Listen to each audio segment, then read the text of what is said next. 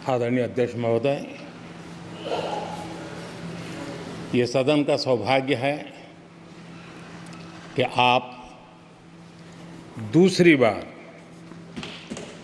इस आसन पर विराजमान हो रहे हैं। आपको और इस पूरे सदन को मेरी तरफ से मैं बहुत बहुत बधाई देता हूं।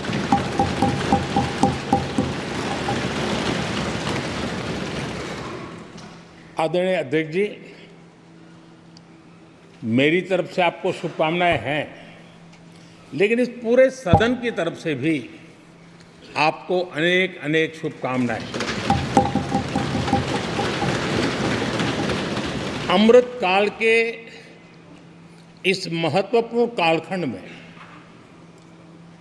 दूसरी बार इस पद पर विराजमान होना बहुत बड़ा दायित्व आपको मिला है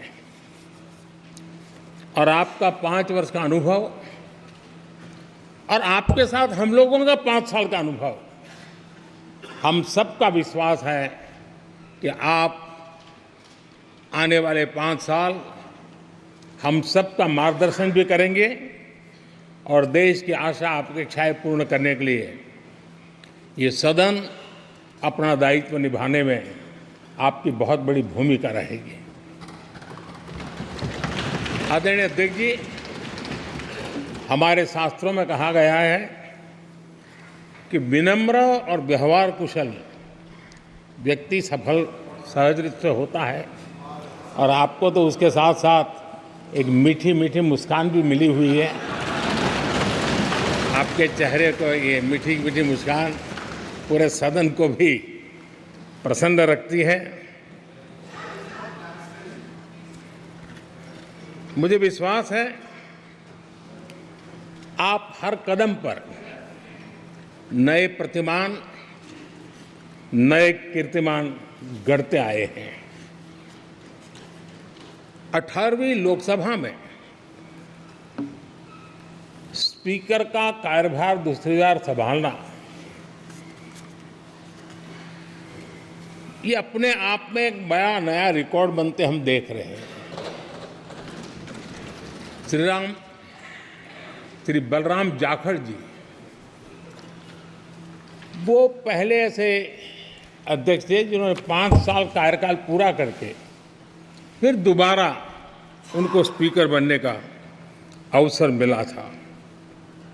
उसके बाद आप हैं जिन्हें 5 साल पूर्ण करने के बाद दोबारा इस पद पर आसीन होने का अवसर मिला।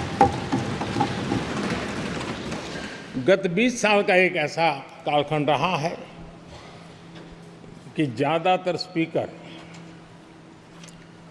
या तो उसके बाद चुनाव नहीं लड़े हैं या तो जीत करके नहीं आए हैं। आप समझ सकते हैं कि स्पीकर का काम कितना कठिन है कि उसके लिए दोबारा जीतना मुश्किल हो जाता है, लेकिन आप जीत करके आए हैं, इसके लिए एक नया इतिहास आपने गढ़ा। आदरणीय अध्यक्ष जी, इस सदन में ज़्यादातर हमारे सभी माननीय सांसद आपसे परिचित हैं, आपके जीवन से भी परिचित है और पिछली बार मैंने इस सदन में आपके संबंध में काफ़ी कुछ बातें रखी भी थी और मैं आज उसको दोहराना नहीं चाहता हूं, लेकिन मैं एक सांसद के रूप में और हम सभी सांसद के रूप में आप जिस प्रकार से एक सांसद के नाते काम करते हैं, ये भी जानने योग्य है और बहुत कुछ सीखने योग्य है। मुझे विश्वास है कि आपकी कार्यशैली एज ए सांसद भी हमारे जो फर्स्ट टाइमर सांसद हैं, हमारे युवा सांसद हैं, उनको जरूर प्रेरणा देगी। आपने अपने कार्यक्षेत्र में, संसदीय क्षेत्र में स्वस्थ माँ और स्वस्थ शिशु एक कमिटमेंट के साथ जो अभियान चलाया है और सुपोषित माँ, इस अभियान को आपने जिस प्रकार से अपने क्षेत्र में प्राथमिकता देकर के खुद को इन्वॉल्व करके किया है, वो वाकई प्रेरक है। आपने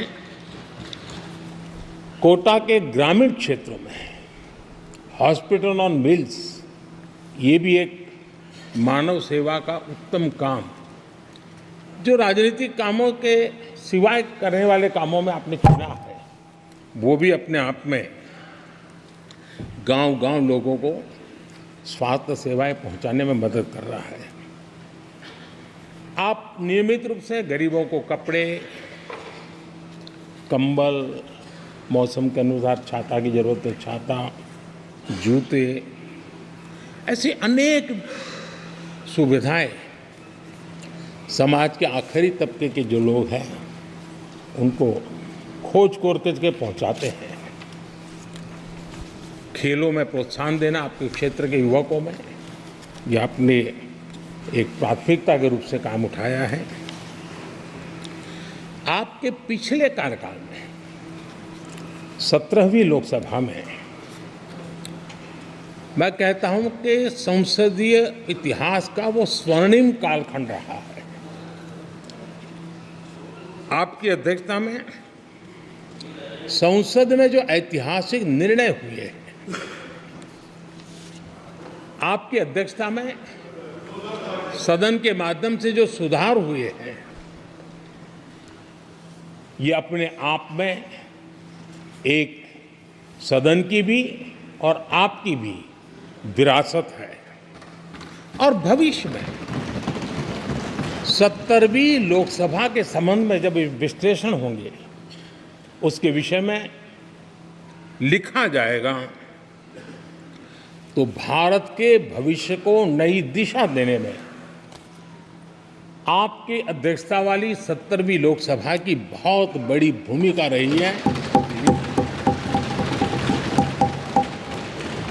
आदरणीय अध्यक्ष जी, 17वीं लोकसभा में नारी शक्ति वंदन अधिनियम 2023, जम्मू कश्मीर पुनर्गठन विधेयक, भारतीय न्याय संहिता, भारतीय साक्ष्य बिल, भारतीय नागरिक सुरक्षा संहिता, सामाजिक सुरक्षा संहिता, digital personal data protection bill, Muslim महिला विवाह अधिकार संरक्षण विधेयक, transgender persons protection of rights bill, consumer protection bill, direct tax विवाद से विश्वास विधेयक, सामाजिक, आर्थिक और राष्ट्रीय महत्व के ऐसे कितने ही महत्वपूर्ण ऐतिहासिक कानून 17वीं लोकसभा में आपकी अध्यक्षता के अंदर इस सदन ने पारित किए हैं और देश के लिए एक मजबूत नींव बनाई है। जो कार्य आजादी के 70 साल में नहीं हुए, आपकी अध्यक्षता में इस सदन ने इसको करके दिखाया। आदरणीय अध्यक्ष जी, लोकतंत्र की लंबी यात्रा में कई पड़ाव आते हैं। कुछ अवसर ऐसे होते हैं जब हमें कीर्तिमान स्थापित करने का सौभाग्य मिलता है। 17वीं लोकसभा में उपलब्धियां, मुझे पूरा विश्वास है देश आज भी और भविष्य में उसका गौरव करेगा। आज देश अपनी आकांक्षाओं की पूर्ति के लिए भारत को आधुनिक बनाने की दिशा में जब हर तरह से प्रयास हो रहे हैं, मैं मानता हूं कि ये नया संसद भवन भी अमृतकाल के भविष्य को लिखने का काम करेगा और वो भी आपकी अध्यक्षता में।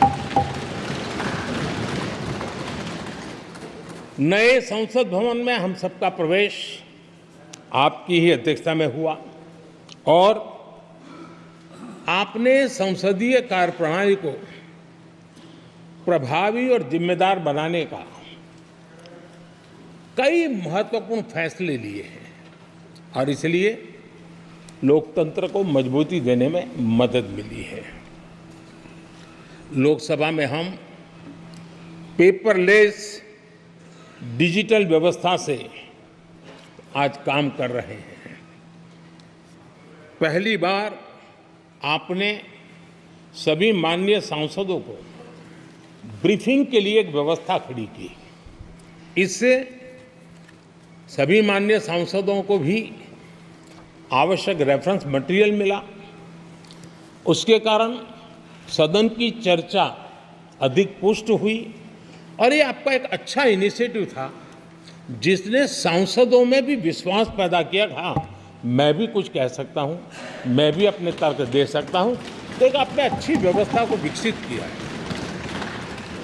आदरणीय अध्यक्ष जी, G20 भारत की सफलता के एक महत्वपूर्ण पृष्ठ है, लेकिन बहुत कम चर्चा हुई है, वो है P20। और आपके नेतृत्व में G20 देशों के जो पीठासीन अधिकारी हैं, स्पीकर्स हैं, उनका सम्मेलन आपकी अध्यक्षता में हुआ और अब तक P20 के जितने सम्मेलन हुए उसमें ये ऐसा अवसर था कि दुनिया के सर्वाधिक देश आपके निमंत्रण पर भारत आए और बहुत ही उत्तम प्रकार के निर्णय उस समिट में हुए और उसने विश्व में भारत की लोकतंत्र की जो प्रतिष्ठा है उसको गौरव देने में बहुत बड़ा रोल अदा किया है। आदरणीय अध्यक्ष जी, ये हमारा भवन ये सिर्फ 4 दीवारें नहीं है। हमारा ये संसद 140 करोड़ देशवासियों की आशा का केंद्र है।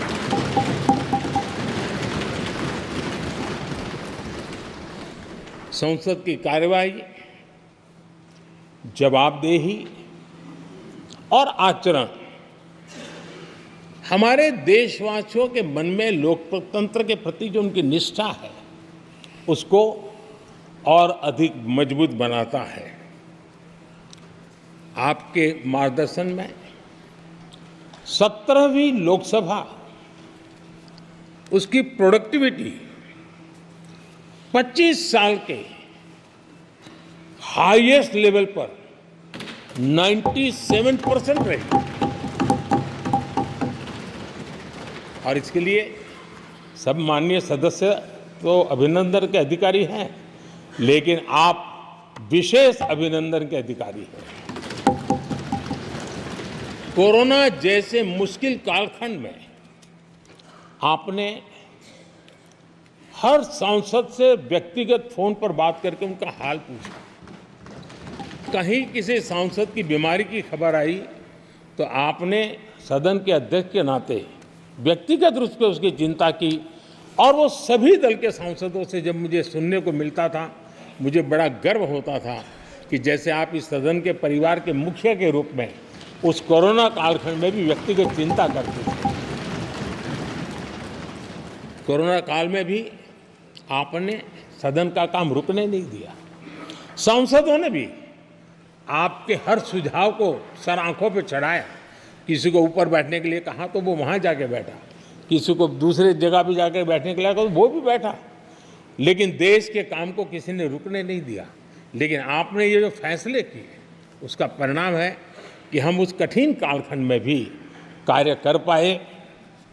और एक खुशी की बात है कि कोरोना काल में सदन ने 170% प्रोडक्टिविटी, ये अपने आप में दुनिया के लिए एक बहुत बड़ी खबर है। आदरणीय अध्यक्ष जी, हम सब चाहते हैं कि सदन में आचरण, सदन के नियमों का पालन हम सब करें और आपने बड़े सटीक तरीके से, संतुलित तरीके और कभी-कभी कठोरता के साथ भी फैसले लिए हैं। मैं जानता हूं कि ऐसे निर्णय आपको पीड़ा भी देते हैं, लेकिन सदन की गरिमा और व्यक्तिगत पीड़ा में आपने सदन की गरिमा को पसंद किया और सदन की परंपरा को बनाने का प्रयास किया। ये साहसपूर्ण काम के लिए भी आदरणीय अध्यक्ष जी, आप अभिनंदन के अधिकारी हैं। मुझे विश्वास है आदरणीय अध्यक्ष जी, आप तो सफल होने ही वाले हैं, लेकिन आपकी अध्यक्षता में यह 18वीं लोकसभा भी बहुत सफलतापूर्वक देश के नागरिकों के सपनों को पूर्ण करेगी। मैं फिर एक बार आपको इस महत्वपूर्ण दायित्व के लिए और देश को विकास की नई ऊंचाइयों पर ले जाने वाले इस सदन की अध्यक्षता के लिए हृदय से बहुत बहुत शुभकामनाएं देता हूं, बहुत बहुत बधाई देता हूं। For more of such videos, do like, share and subscribe to ET Now Swadesh.